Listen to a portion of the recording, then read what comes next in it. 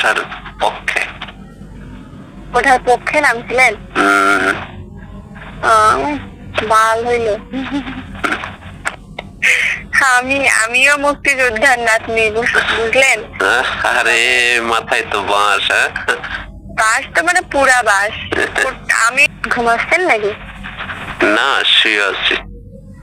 ঢাকা শহরে তো কারফিউ চলতেছে সেনাবাহিনী দিয়ে, যে যার মতো বাসায় রয়ে গেছে।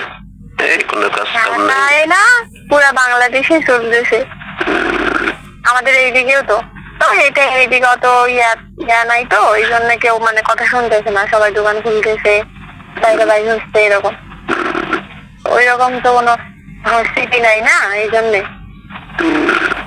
কোটার বিরুদ্ধে না বিপক্ষে? কোটার পক্ষে। কোটার পক্ষে নামছিলেন? ভাল হইল। আমিও মুক্তিযোদ্ধার নাতনি, বুঝলেন?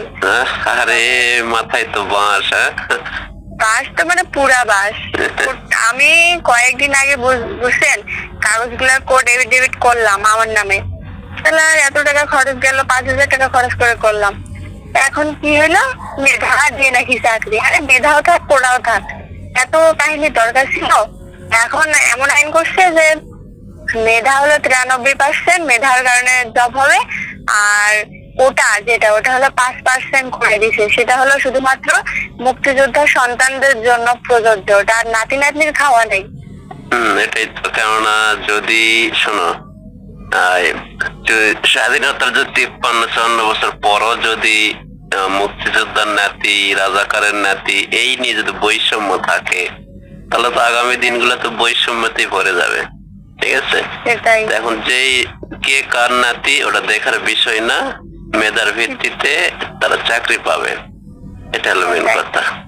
এখন ধরো, শোনো, প্রধানমন্ত্রী তো আইনটা এমন করছিল যে এটা শুধুমাত্র কোটার কারণে ছাড় দিবে না, উনি বলছেন যে মেধা অবশ্যই থাকবে, মেধা না থাকলে কোথা দিয়ে যে চাকরি দিবে এমনটা না, মেধাও থাকবে, কিন্তু যারা দেশ স্বাধীন করছে তাদের মনে করে যে আত্মীয় হিসেবে বা কোনো সন্তান হিসেবে বা নাতি নাতনি হিসেবে একটু ছাড় দেওয়া হবে, 10% বা 5%। ওটাকে ওরা মনে করছে যে কোঠার কারণে নাকি চাকরি হয় না। এখানে কথা হচ্ছে কোনটা, ধরো তুমি মুক্তিযোদ্ধার নাতি, তোমার এটা শুনলে তোমার একটা মানে খুব ভালো লাগে, কিন্তু আর একজনকে যদি বলা হয় তুমি রাজাকারের নাতনি, এটা তার কিন্তু শুনতে খারাপ লাগে। কিন্তু তুমিও তো জানো না যে তুমি পৃথিবীর বুকে জন্মে আছো, তুমি কি জানা আমার দাদা হচ্ছে মুক্তিযোদ্ধা? সে কি জানে আমার হচ্ছে দাদা রাজাকার? কিন্তু এতে করে বৈষম্য সৃষ্টি হচ্ছে। ঠিক আছে, এই জন্য এটা তুলে দিছে, ভালো হয়েছে। ধরো তুমি হচ্ছে শোনো, তোমার কোঠা আছে, ঠিক আছে, তুমি পরীক্ষায় পেয়েছো 400 নাম্বার, আর একজনের কোটা নাই, সেই পেয়েছে 450 নাম্বার, কিন্তু কোটা থাকার কারণে তাক বাদে তোমার নিছে, তাহলে মেধার এখানে বৈষম্য হইলো না? কোটার কারণে। তো ওই জন্যই তো এখন মেধার ভিত্তিতে চাকরি হবে, তাতে আরো ভালো হবে। আমারও অত নাই যে এত লোকজন মারা যাচ্ছে, কোটা তুলে নিছে, ওটাই ভালো হয়েছে। কম্পিটিশন থাকবে, একজন আর একজনের সাথে কম্পিটিশন করবে চাকরির ক্ষেত্রে, সবাই ভালো হবে। এই যে এখন দেখো না যেখানে সেখানে ঘুষের বাণিজ্য, মানে এই শুরু হয়েছে বাংলাদেশে। তুমি দেখছো এগুলো খবর তো দেখার টাইমটাই না, হাজার হাজার কোটি টাকা নিয়ে যাচ্ছে দেশের বাইরে। একজন শোনো, যে সময় পাকিস্তান আমলে যুদ্ধ হয়েছে, ওই সময় একজন রাজাকার কয় টাকার ক্ষতি করেছে আর কয় টাকা মানুষের লুটপাট করছে।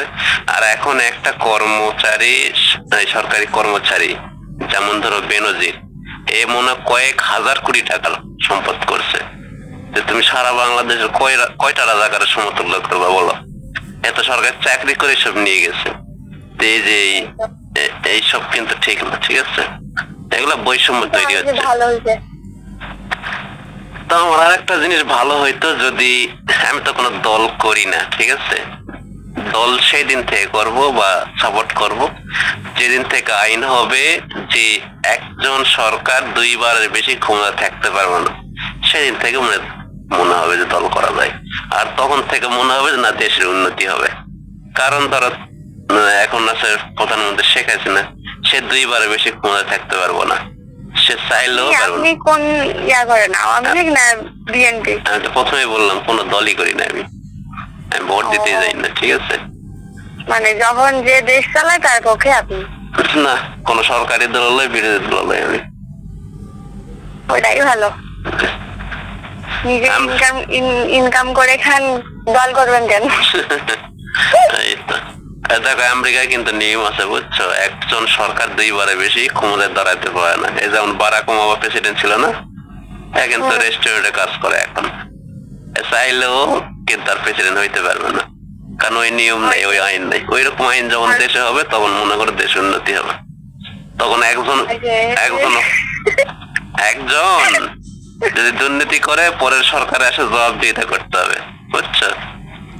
বুঝছি, আপনি এখন সরকারের কথা বাদ দেন, কোটা তুলে নিছে, ওটা বলে আর লাভ নাই। আপনি তোমার তো লস হয়ে গেল। আপনি প্রধানমন্ত্রী কবে আসতেছেন আমাদের দেশে? যেভাবে বলো তুমি মনে অনেক আগ্রহ করে আসো আমার দেখার জন্য।